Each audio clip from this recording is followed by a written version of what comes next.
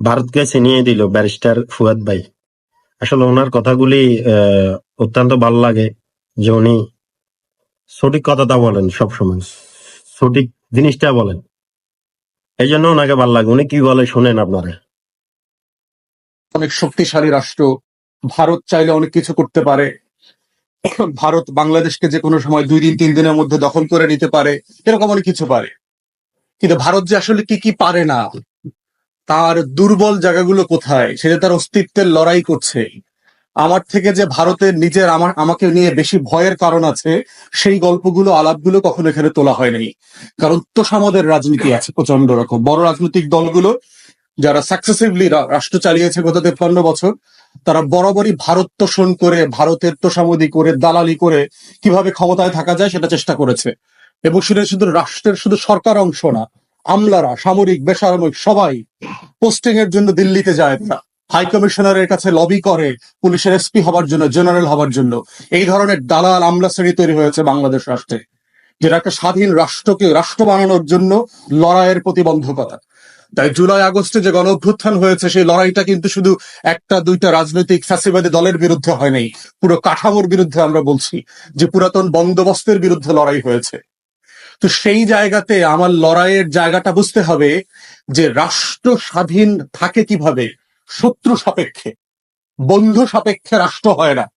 এই যে false notion of political science, এই যে আজগুবি জিনিস বাংলাদেশে আমাদেরকে শেখানো হয়, বন্ধু রাষ্ট্র, প্রতিবেশী সুলভ রাষ্ট্র, বন্ধু প্রতিম, ভাবি যাবি দেখবে, this all this nonsense word আমাদেরকে শেখানো হচ্ছে। বন্ধু রাষ্ট্রে তো প্রতিবেশী হয় না, রাষ্ট্র তৈরি হয় না। তো পৃথিবীতে যুদ্ধ করে রাষ্ট্র করতে হয়েছে তো শত্রু সাপেক্ষে। সীমান্ত তৈরি করতে হয় কেন বন্ধু থাকলে? স্টুপিড আইডিয়া বাংলাদেশে আমাদেরকে 53 বছর ধরে শিখিয়েছে। একটা স্বাধীন রাষ্ট্রের নাগরিকরা বোঝে না যে প্রতিবেশী রাষ্ট্র by default your enemy state. This is your threat perception. বাংলাদেশের নাগরিক হওয়ার প্রধানতম শর্ত হচ্ছে এই রাষ্ট্রের শত্রুকে বন্ধুকে বুঝতে হবে। বন্ধু হচ্ছে আমার জনগণ, আর শত্রু হচ্ছে আমার প্রতিবেশী রাষ্ট্র। ফার্স্ট প্রায়োরিটি এটা বোঝার মধ্য দিয়ে হচ্ছে বাংলাদেশিরা নাগরিক আকারে হাজির হবে এই ল্যান্ডস্কেপে। কিন্তু আমরা দেখবেন যে ভারত যে আমার শত্রু রাষ্ট্র, এই কথাটা বলতে মনে হচ্ছে অনেকের, মানে ওই যে আজরাইল আসার আগে যেভাবে ঢেকুর উঠে যায় না, দম উঠে যায় না, এই ধরন কাপুরুষ, মানে বেইমান গাদ্দার টাইপের একটা বলয় আছে বাংলাদেশের, আমলা থেকে শুরু করে political class, parties, politicians, everybody. মনে হচ্ছে দম ছুটে যাচ্ছে, ভারত মাতা আসছে, আমার আজরাইলের মতো আমার দম বের হয়ে যাবে। কিন্তু ভারত যে আসলে কি কি পারে না, তার দুর্বল জায়গাগুলো কোথায়, সেটা তার অস্তিত্বের লড়াই করছে। আমার থেকে যে ভারতের নিজের আমাকে নিয়ে বেশি ভয়ের কারণ আছে, সেই গল্পগুলো আলাপগুলো কখনো এখানে তোলা হয় নাই। কারণ তোষামদের রাজনীতি আছে প্রচন্ড রকম। বড় রাজনৈতিক দলগুলো যারা সাকসেসিভলি রাষ্ট্র চালিয়েছে গত 53 বছর, তারা বরাবরই ভারত তোষণ করে, ভারতের তোষামদি করে, দালালি করে কিভাবে ক্ষমতায় থাকা যায় সেটা চেষ্টা করেছে। তাহলে আমার থ্রেট পারসেপশনে আমার রাষ্ট্রসত্তার প্রধানতম শত্রু হচ্ছে আমার শত্রু। শত্রুকে ভারত বাই ডিফল্ট। এর মানে কি আমি ভারতের সাথে কালকে থেকে যুদ্ধ করব? আমি ভারতে ঘুরতে যাব না? আমি ভারতের সাথে সম্পর্ক রাখবো না? ব্যবসা করব না? আমার ট্রিটমেন্ট নিতে আমাদের রোগীরা যাবে না? ওদের লোকরা এসে 30 লাখে 40 লাখে বৈধ অবৈধভাবে এদেশে কাজ করবে না? করবে, সব করব। কিন্তু কনসাসলি করতে হবে যে কে আমার বন্ধু, কে আমার শত্রু। আমার ফার্স্ট প্রায়োরিটি আমার থ্রেট পারসেপশন। রাষ্ট্র যখন থ্রেট পারসেপশন পরিষ্কার করে ফেলবে, তখন এটা তার পলিসিতে ইমপ্লিমেন্টেড হবে। এটা তার রাষ্ট্রীয় মনস্তত্ত্বে, সিলেবাসে, কারিকুলামে সবকিছুতে প্রতিফলিত হবে। এক্সাম্পল দেই, অফিসিয়ালি ওয়ারেন্ট টেরর ডিসপেন্স করবার পরে আমেরিকা কিন্তু ঘোষণা করেছে চায়না তার সিকিউরিটি থ্রেট, ডিফেন্স থ্রেট। চায়নার সাথে কিছু যুদ্ধ করছে, ডেইলি করছে। চায়না, ভারত, পাকিস্তান সবাই সবাইকে শত্রু রাষ্ট্র গণ্য করে না?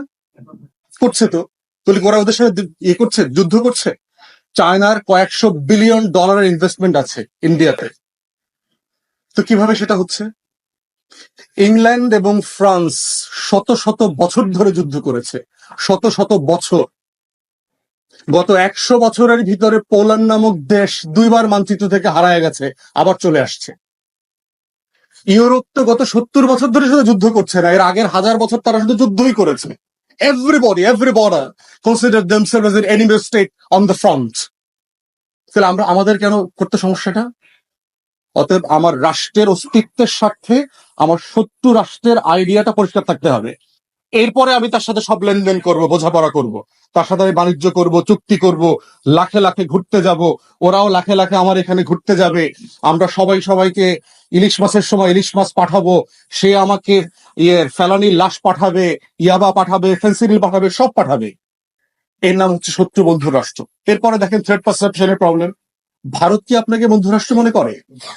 আপনি যে ফেনা তুলে ফেলছেন ভারতের তেল মারতে মারতে, ভারত আপনাকে কিভাবে দেখে? পার্লামেন্ট উদ্বোধন হয়েছে গত গত বছর না তার আগের বছর, দেখবেন সে পার্লামেন্ট বিল্ডিং এ অখণ্ড ভারতের একটা ম্যাপ তারা লাগিয়েছে, যেটা নিয়ে দেখবেন যে মালদ্বীপ, পাকিস্তান অনেক রাষ্ট্র কিন্তু প্রতিবাদ করেছে। কিন্তু বাংলাদেশের এই অনির্বাচিত কুলাঙ্গার সরকারের তো যেহেতু দম উঠে গেছে, বিকৃত সরকার তো সেটা করতে পারে নাই। তো যে রাষ্ট্রটা তার কোনো প্রতিবেশী রাষ্ট্রকে স্বাধীন মনে করে না তার মনস্তত্ত্বে, আপনি যদি মনে মনে ভাবেনও যে আমি একদিন বাংলাদেশ রাষ্ট্রটা দখল করে নেব, আপনি কি সেটার মানচিত্রটা কৌশলগত কারণে কখনো পার্লামেন্ট বিল্ডিং এ টানাবেন? পৃথিবীতে যারা যুদ্ধ করে দেশ দখল করেছে তারা বলেছে কখনো? তাহলে সে তার নেইবারহুডের প্রত্যেকটা রাষ্ট্র, নেপাল, ভুটান, মালদ্বীপ, বাংলাদেশ, পাকিস্তান, আফগানিস্তান, চায়নার কিছু অংশ, শ্রীলঙ্কা, সবাইকে দিয়ে একটা অখণ্ড ভারতের ম্যাপ বানিয়েছে।